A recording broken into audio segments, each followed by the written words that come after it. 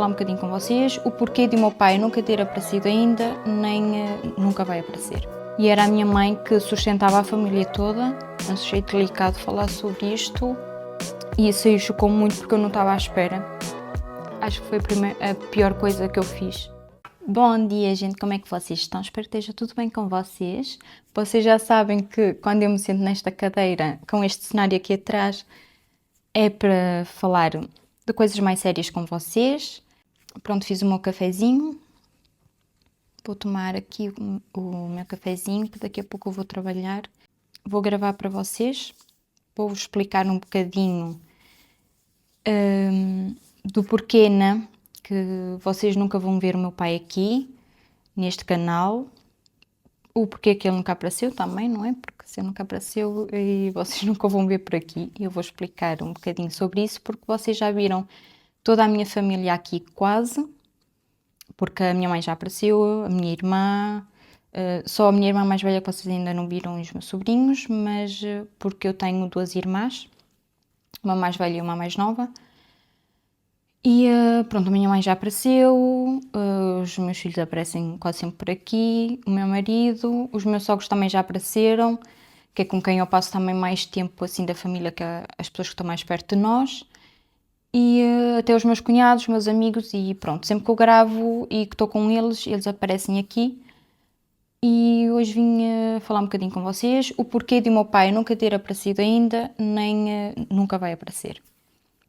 É muito simples, porque este vídeo é um bocadinho difícil de fazer, mas pronto. Simplesmente porque eu não falo com o meu pai, eu não tenho contacto nenhum com o meu pai, eu sei quem ele é, mas eu hoje vim contar um bocadinho da história aqui para vocês. Isso inclui contar também sobre a minha infância, por isso vocês vão saber um bocadinho mais sobre mim. E pronto, então vou começar aqui a contar para vocês. Nós somos, como eu vos disse, somos 3 irmãs. A minha mãe, durante o casamento com o meu pai, sempre foi vítima de violência doméstica.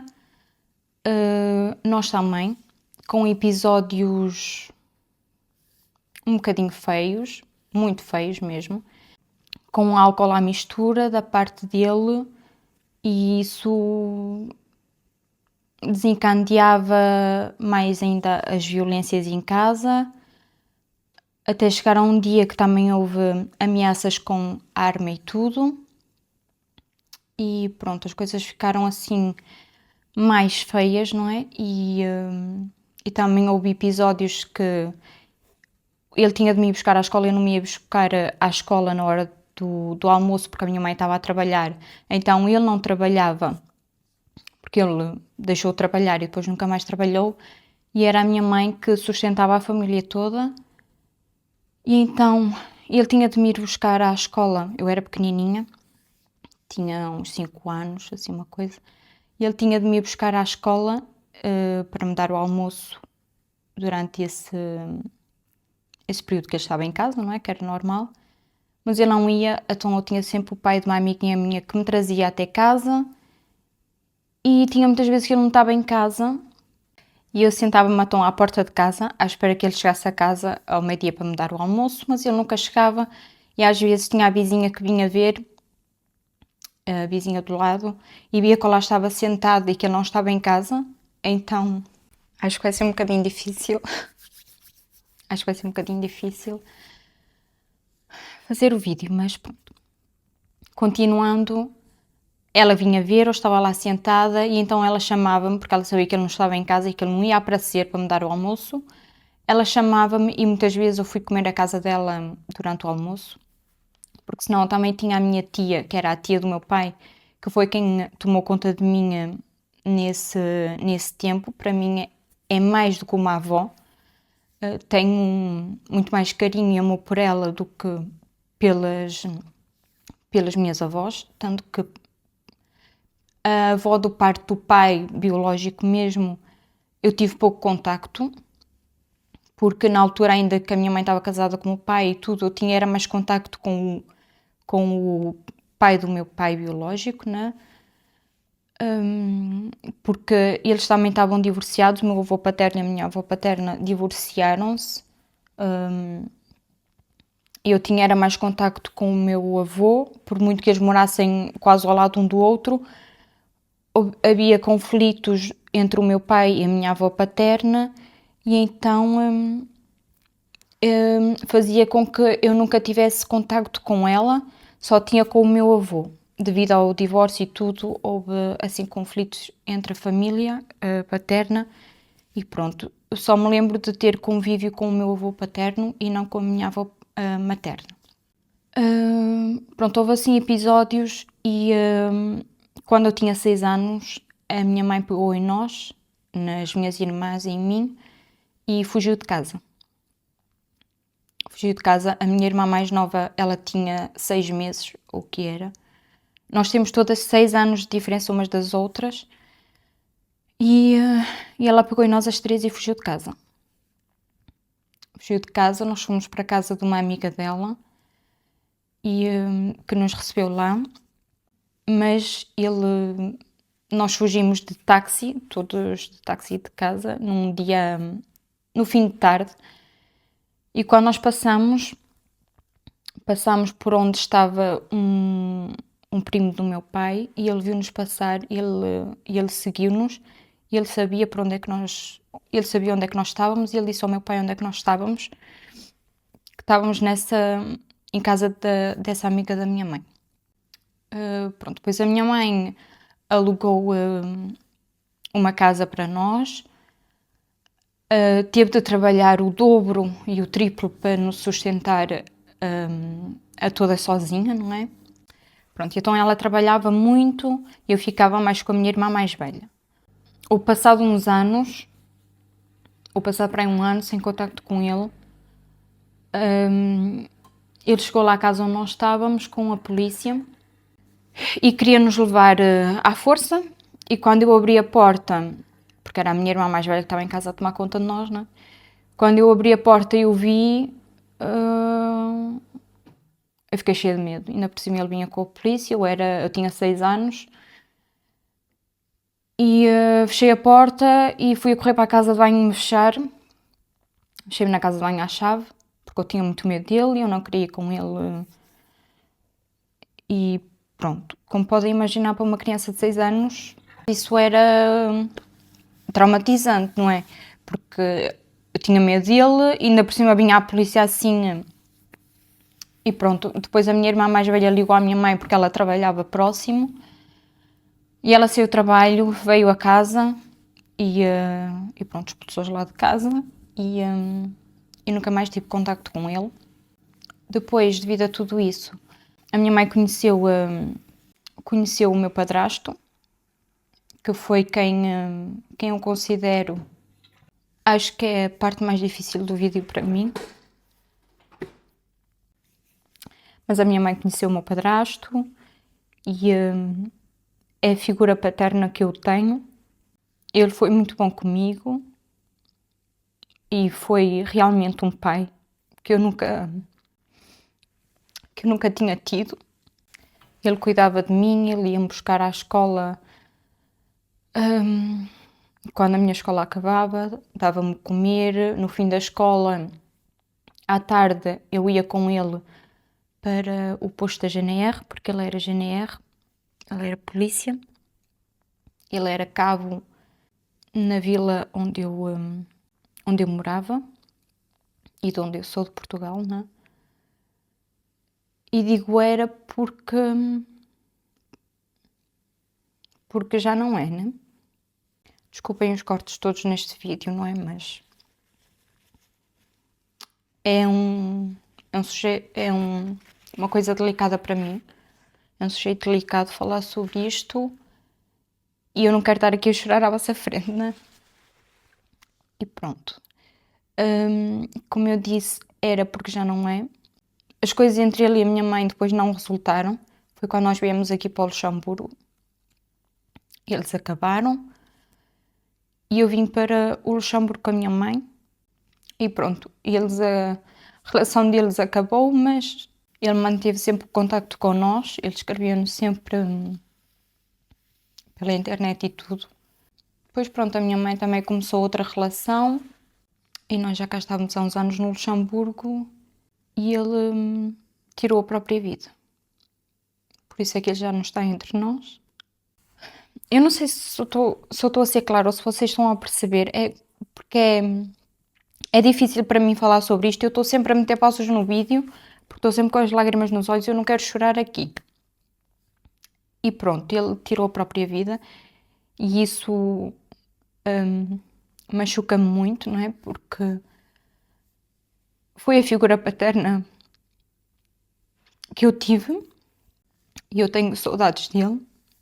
Depois eu voltei a ter contacto com o meu pai biológico aos meus 16, 17 anos, porque em plena crise da adolescência as coisas não ficaram bem, a relação entre mim e a minha mãe não ficou das melhores.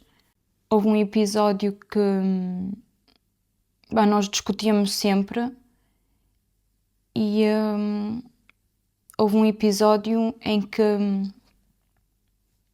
nós começámos a discutir por causa de uma coisa estúpida mesmo, num dia da semana à noite. E esse meu padrasto, né, com quem depois a minha mãe refez a vida dela, veio para cima de mim e espancou-me, né? Ele atirou-me para cima da cama e bateu-me. E foi outro episódio de choque para mim, porque ele sempre foi gentil comigo, sempre foi meigo, nunca na vida foi violento comigo, nem nada. E isso aí chocou muito porque eu não estava à espera. Não conhecia assim esse lado dele. E depois eu disse que eu ia chamar a polícia, não é?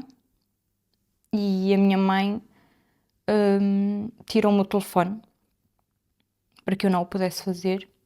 Tiraram-me o telefone, mas eu tinha um cartão antigo e um telefone e ou até mesmo sem cartão vocês conseguem chamar os serviços de socorro, tanto a ambulância como a polícia. Vocês conseguem entrar em contacto e foi isso que eu fiz. Eu chamei a polícia, entrei em contacto com eles, com o serviço de socorrismo, e eles chamaram a polícia. E depois durante a noite eles vieram lá à casa, porque isto já era de noite, bateram à porta. Nisto o meu padrasto já estava lá em cima no quarto e estava só a minha mãe que lhes abriu a porta. Eu estava no meu quarto também e quando eu vim para baixo, quando eu vi que eles tinham chegado, eu vim para baixo e eles perguntaram à minha mãe e a mim o que é que se tinha passado. A minha mãe disse que nada, não se tinha passado nada, nanã. Estiveram a falar com ela primeiro, depois vieram falar comigo e eu contei. Depois eles disseram como é que não se passou nada, não é? Porque eu estava a sangrar da boca, tinha a camisola com sangue e tudo, estava com a boca toda arrebentada. E eles disseram alguma coisa se passou, não é? Porque eles perguntaram onde é que ele estava e depois a minha mãe foi o chamar, não é? Porque a polícia mandou-o chamar. Eles disseram que nessa noite não dava para me meter num lugar nenhum, porque normalmente quando é assim coisas eles pegam na pessoa e metem-nas num abrigo, não é? Mas já era durante a noite e eles disseram que temos de esperar pelo dia seguinte para resolver as coisas. E pronto, foi isso que eu fiz. Esperei pelo dia seguinte porque eu já queria ir embora naquele dia e naquela hora. Esperei pelo dia seguinte. Não fui à escola, não é normal. Não estava em condições de ir à escola, nem fisicamente, nem psicologicamente. No dia seguinte, a Segurança Social entrou em contacto comigo, ligou-me, deram-me uma consulta com a psicóloga para eu ir contar o que é que se passou. Eu fui e eles perguntaram-me se eu queria continuar em casa ou se eu queria ir para que eles me dessem um abrigo, que é um foyer que se chama, É uma instituição que acolhe pessoas ou crianças ou que os pais não têm condições, ou então por motivos de segurança, ou simplesmente os filhos não estão com os pais e pronto, tem essa instituição, tem várias, não é? Que acolhem assim as crianças, e eu tinha dito que sim, que eu queria ir para o foyer, para essa instituição. Ela explicou-me como tudo lá funcionava, não é? Como funcionava, porque nós temos horários para tudo, que não era como estar em casa, se eu tinha a certeza. Eu tinha dito que sim. E depois ela perguntou se eu me importava que ela chamasse a minha mãe também. Eu disse que não, que ela podia chamar. E como era perto de casa, a minha mãe veio rápido. Tivemos a falar, quer dizer, eu nem falei nada, nem dizia nada, porque a psicóloga já sabia a minha escolha, mas ela esteve a falar com ela, estive a falar com a minha mãe, e entramos num acordo. E depois a minha mãe a chorar, e eu a chorar para o outro lado, e pronto, acabou que eu fiquei em casa e não fui para o foyer. Ela disse para eu tentar a Tom uma nova vez, para ver como é que nós nos dávamos. E houve promessas que tudo iria mudar, e mudou sim. As coisas em casa ficaram mais leves durante 2 meses. Mas depois volta sempre tudo à mesma coisa, e nós sabemos que a adolescência é difícil. Não julgo hoje a minha mãe, mas são coisas e episódios que me marcam para a vida de uma adolescente, de uma pessoa, não é? E pronto, depois como tudo correu mal, de novo começou outra vez a correr mal, o ambiente lá em casa e tudo. Eu disse à minha mãe, ok, eu tenho 17 anos agora, tenho um pai, ainda biológico, não é? Que nunca quis saber de mim, nunca pagou 1 cêntimo por mim, nem pela minha irmã, nem nada do que se pareça, nunca fez nada por nós, absolutamente nada, nunca me comprou uma camisola, nunca me comprou um par de sapatilhas, nunca deu 1 cêntimo sequer, porque eu nunca trabalhou na vida dele, justamente para o... Primeiro porque é preguiçoso e não quer trabalhar, e segundo porque ele não fazia questão de trabalhar, que era para a justiça não cair em cima dele, para ele ter de nos pagar a pensão. E pronto, eu disse-lhe, eu vou para baixo, vou para Portugal e vou viver com ele. Na minha cabeça era lógico, não é? Eu tinha um pai e ele nunca fez nada por mim, era lógico que ele tinha de se ocupar de mim, que ele também deveria se ocupar de mim, não é? Cuidar de mim. E pronto, a minha mãe entrou em contato com ele, com 17 anos, não é? E disse: tua filha quer ir para baixo, não está a funcionar entre nós, ela quer ir viver contigo, desenrasca-te. E assim foi, a minha mãe tirou-me o bilhete, comprou-me o bilhete de avião para baixo. Eu fui para baixo, sabendo que eu não tinha contacto nenhum com ele, eu não o conhecia, conhecia, mas não conhecia, estão a perceber? Eu estou a tremer tudo, é de nervosismo. Acho que este é o vídeo mais difícil que eu fiz e que eu vou fazer neste canal. E pronto, eu fui para baixo, estive lá com ele, sabendo que eu fui morar com ele, e ele morava e mora com a minha avó materna, com a minha tia e com os meus 2 primos. A minha avó é divorciada do meu avô há muitos anos, não é? Desde que eu era pequena, como eu vos disse no início. A minha tia também é divorciada e morava com os 2 filhos lá à custa da minha avó. E ele também, meu pai. Ou seja, eram 3 adultos naquela casa e tinha 2 crianças. Eu cheguei e ficou 3 crianças. 3 crianças. Tinha um primo mais ou menos da minha idade, e depois tinha um ainda mais pequeno, mais novo. E eles os dois não trabalhavam, nem a minha tia trabalhava, nem o meu pai trabalhava. Então eles viviam com o dinheiro da reforma da minha avó, uma coisa mínima, sem noção mesmo.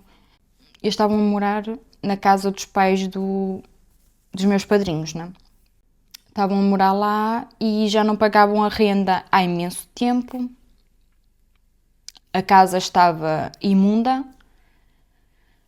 A casa parecia um chiqueiro. Eu cheguei lá e eles fizeram um quarto embaixo da casa, onde tem tipo arrumos, tipo uma... como é que eu vos explico? Tipo uma coisa de arrumos, com uma porta de chapa lá e em pleno inverno, não é? Em Portugal. E eles pintaram aquilo, meteram-me lá uma cama e um guarda-fatos e eu fiquei lá.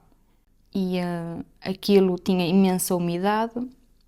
As minhas roupas começaram a ficar todas estragadas. Foi horrível lá estar. Mas pronto, era a única solução que eu tinha, não é? E lembro-me que foi na altura da Páscoa, nesta altura, que eu lembro-me a minha avó estava a limpar tudo cá fora, porque em Portugal, não é? Na altura da Páscoa costuma vir o compasso, não é? Que é o padre e aquelas pessoas todas, de casa em casa, para as pessoas, para as casas que abrem a porta, não é? E que decoram a casa para a Páscoa, entra o padre com a cruz para toda a gente beijar a cruz na altura da Páscoa. E lembro-me que a minha avó nesta altura estava a limpar tudo cá fora e eu disse, vou ajudar, não é? Vou limpar aquela casa imunda lá dentro e dar um jeito àquilo porque era impossível lá estar.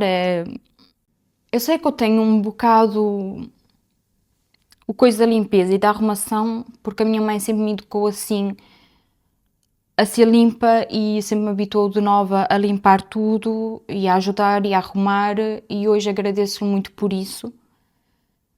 Mas chegava a um coisa que ela ia passar o dedo mesmo acima das coisas e se não tivesse limpo, obrigava-me a limpar de novo. E às vezes eu pensava, se calhar as outras pessoas não são assim, mas eu também não me sentia bem numa casa assim, não é? E eu disse, vou ajudar e vou limpar lá dentro. Acho que foi a pior coisa que eu fiz. Foi limpar o que não era para limpar. Foi descobrir coisas que não era para descobrir. Eu comecei a limpar aquilo tudo. Casa de banho, sala. Eu acho que o pó daquela sala não era limpo há 15 anos. E depois chegou à cozinha, eu acho, nem sei se até foi na sala que eu comecei a descobrir aquilo primeiro. Sei que tinha imensas também na cozinha. Comecei a ver cartas de uma sociedade de crédito de Portugal. Eu não liguei, não é? Não tenho nada a ver com isso, não tenho de abrir cartas nenhumas que não são minhas.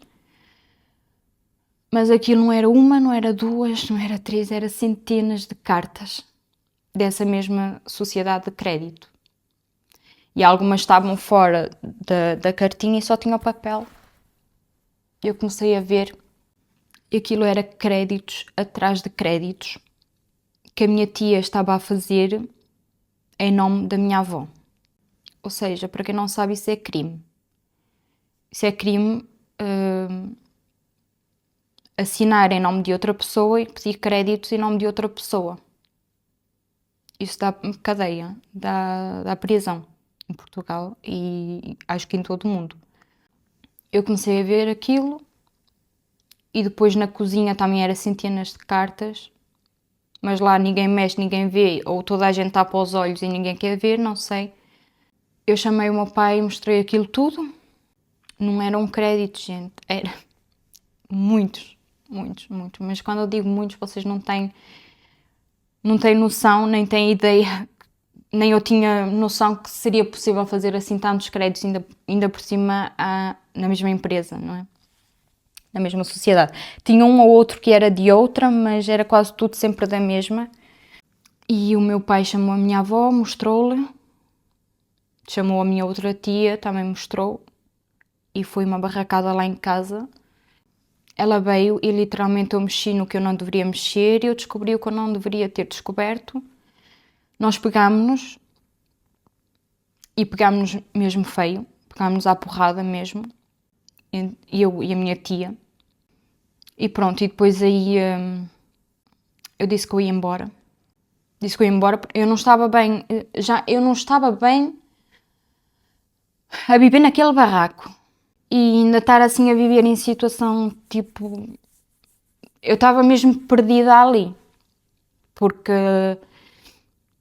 aquilo era a minha família biológica, mas não era.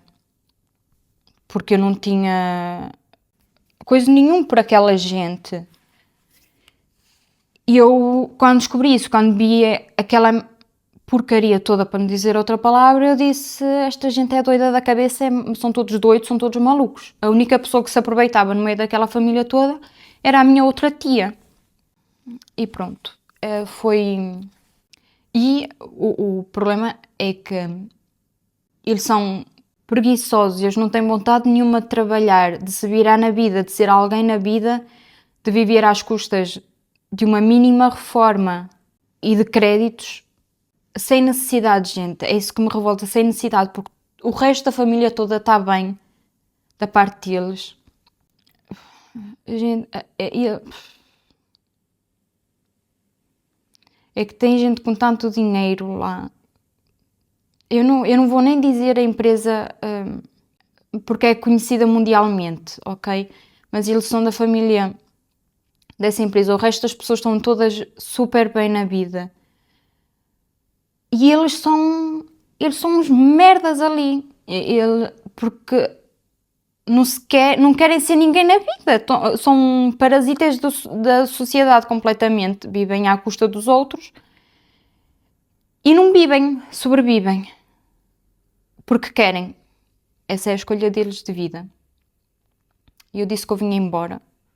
Falei com a minha mãe e ela disse-me: agora vais-te desimerdar para voltar para cá. Mesmo coisa da minha mãe, né? Tipo, quiseste ir para baixo, agora desimmerda-te se queres vir para cima. Ela aceitava-me, claro. Mas era mesmo para me dar aquela... Porque eu acho que ela já sabia. Ela ficou mal por eu ter ido para baixo. Por a ter, entre aspas, trocado, não é? Por quem nunca fez nada por mim. Por quem nunca deu um tostão para a minha alimentação e para os meus cuidados, seja para o que fosse necessário, não é? Como um pai deve fazer. E ela que sempre acumulou 1 e 2 trabalhos para nunca nos faltar nada, porque graças a Deus nunca nos faltou nada. Acho que foi difícil para ela. Então ela disse: vens para cima, ok? Vens para o Luxemburgo de novo, ok? Mas vais-te desimerdar a vir. E o que é que eu fiz, gente? O que é que eu tinha a fazer? Eu não tinha dinheiro absolutamente nenhum. E eles não me pagavam bilhete nenhum para eu voltar, porque eles não tinham dinheiro. O que é que eu fiz? Eu tinha levado as minhas coisas para baixo, não é? Eu não vendia roupa nenhuma, não vendia nada porque a minha roupa estava toda destruída. A minha roupa estava toda destruída com mofo e com bolor de estar fechada lá em baixo, naquele corral. Então, eu estou-me a rir e estou a coisar para levar as coisas mais na desportiva e no coisa, não é? Porque eu peguei e eu disse ao meu pai, vamos, é uma coisa onde se compra ouro, e eu tinha levado o meu ourozinho que eu tinha numa caixinha, porque nós recebemos sempre em Portugal lembrança de batizado, lembrança da comunhão, quando nós fazemos anos e tudo, davam-nos sempre um fio de ouro, uma pulseira, uns brinquinhos, e eu tinha peças que a minha mãe sempre guardou e que eu tinha lá guardado e tudo, de lembrança, mas, por exemplo, eu tinha os corações, quando eu era pequenina, quando a minha mãe metia os fios de ouro ou os brincos ou assim, tinha coraçõezinhos ou tinha assim peças que eu roía aquilo tudo. Acho que toda a gente que tem esses fios sabe o que é que eu estou a falar, é que nós roíamos os fios e os coraçõezinhos ficavam todos desfeitos. Então peguei nessas peças que estavam assim mais estragadas e acho que num fio e fui vender. Guardei o resto, claro, né? Porque são recordações. E foi vender isso e deu para eu comprar. Deu para eu comprar um bilhete de autocarro, de ônibus, né? de autocarro, de bus, para vir para o Luxemburgo. Porque tem companhias que fazem o transporte em autocarro do Luxemburgo para Portugal. E de Portugal para o Luxemburgo. E foi isso que deu. Deu para eu comprar um bilhete mais baratinho, que era de autocarro. Então já não vinha de avião, mas vinha de autocarro, mas vinha. Fui comprar o bilhete e vim. E o que é que se passou? A minha tia preparou-me coisinhas. A minha tia tinha em condições, não é, da família.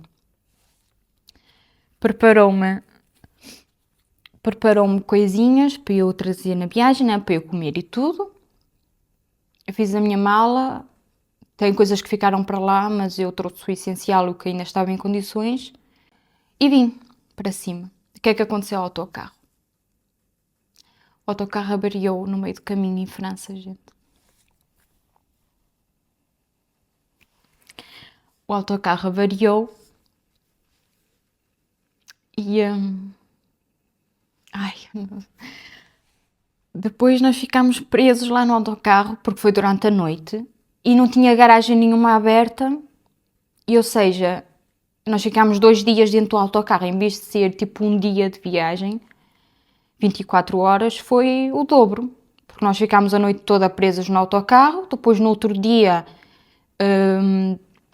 vêm os mecânicos com a peça para substituir no autocarro para ele poder continuar a viagem. Esqueçam, olha, já ninguém lá dentro do autocarro tinha comida. Eu estava sem bateria já no telefone. Nisto, falece a mãe do meu padrasto em Portugal. Acho que foi... Não foi. Foi o cunhado dele. Acho que foi o cunhado dele nessa altura, porque eu estava nos bombeiros em Portugal e eu lembro... Foi o cunhado dele em Portugal que faleceu, porque enquanto eu estive em Portugal, eu estive nos bombeiros voluntários. É uma coisa que eu adorava. Tenho muita pena de ter saído porque vim embora, não é? Mas pronto, uma coisa que eu amei e que eu amo fazer. Voltando ao assunto, eles tiveram de ir para Portugal nessa altura, para ir ao funeral do cunhado do meu padrasto. Não? E na altura, então, que eu chegava, porque eu ia chegar mais tarde, não é, ao Luxemburgo, ele, na altura em que eu estava a ir, eles estavam a ir para Portugal. Ou seja, estávamos ao contrário. Eu estava a ir para o Luxemburgo, a minha mãe estava a voltar com o meu padrasto para Portugal para ir ao funeral do homem. E depois então foi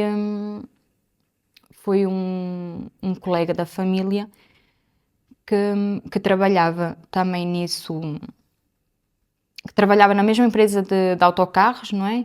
E ele conseguia ter acesso ao que é que se passava, o que é que se passava com o que é que se passava com o autocarro, já nem consigo falar, gente. Com o autocarro e onde é que ele estava e tudo, porque eu estava sem bateria, eu já não conseguia dar notícias nenhumas. Eu ia chegar ao Luxemburgo, não ia ter ninguém para me buscar, mas pronto, isso era o mínimo, né? Eu ia ter a casa, mas não tinha chave para entrar em casa, não tinha nada. E então a minha mãe pediu-lhe, porque ele estava sempre a dar notícias à minha mãe de onde é que estava o autocarro e como é que estava a situação, não é?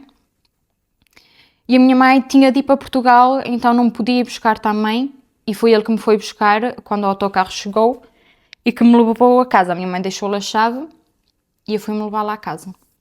E pronto, foi assim a minha volta para o Luxemburgo. Fiquei lá poucos meses em Portugal e foi isso. Depois, passado uns anos sem contacto com o meu pai, biológico, não é?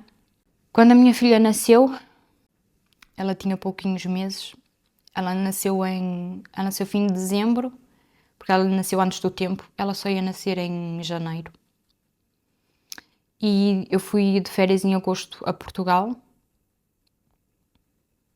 Eu decidi entrar em contato com ele, mesmo ele sem querer saber de mim de novo.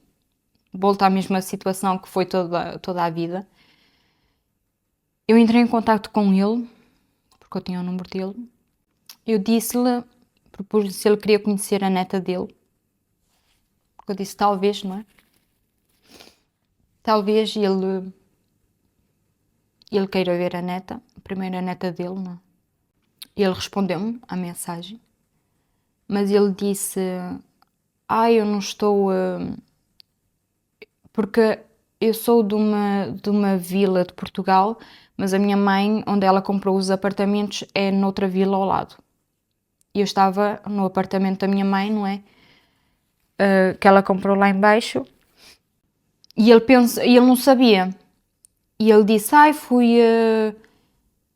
fui ali a essa vila, não sei o quê, não estou por casa, não estou aí perto. Basicamente ele estava a dizer, olha, eu não estou aí perto de ti porque eu fui ali à outra vila, não vai dar. Era isso. Mas ele sabia que ele estava exatamente na vila que eu estava. E eu disse-lhe, calha bem, tu estás aqui porque eu estou aqui também. Ou seja, e aquilo é uma vila pequena, gente, aquilo não é uma coisa grande. Ou seja, em 5 minutos ele estava à minha beira. Eu poderia estar. Mas ele não esteve, nem nunca está, porque eu não quis. Então, nunca mais, a partir daí, tive contacto com ele. Nunca mais o vi. Desde os meus 16 anos. 17. Nunca mais o vi. E desde esse dia, em agosto de 2016, nunca mais tive contacto nenhum com ele, nem escrito, nem chamada, nem nada.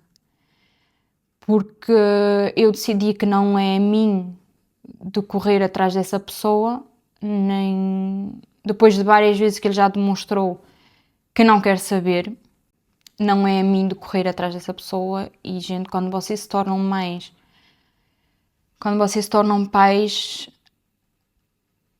a vossa vida muda completamente, a forma de vocês verem as coisas muda completamente. E eu nesse dia acordei para a vida e disse que nunca mais. Não vale a pena mesmo, que nunca mais vou tentar contacto nenhum, sequer. Nunca mais vou correr atrás dessa pessoa ou implorar ter amor de pai. Porque, como eu vos disse, eu tive um pai, sim, que fez muito bem o papel de pai comigo. Infelizmente já não está cá. E pronto, gente. É assim. E agora eu dou-me bem com a minha mãe, sim. A nossa relação melhorou, não é? Também com a idade e tudo. Ai, gente, mas é isso, é assim. Foi essa a minha infância. Não entrei muito em detalhes também porque acho que já chega isto, não é? E vou terminar este vídeo por aqui. Estou bem, ok, gente? É só que falar nisto e relembrar coisas que machucam, às vezes cai assim uma lagriminha, mas eu estou bem. Vou-me despedir de vocês. Espero que vocês tenham gostado. Quer dizer, gostado. Não vou falar gostado porque nem eu gosto. Nem sei se este vídeo foi bom, mas foi necessário. Então, eu peço que vocês se inscrevam no canal, compartilhem, deixem o like, comentem. Não se esqueçam também de me seguir no Instagram. Um beijinho muito grande e até o próximo vídeo.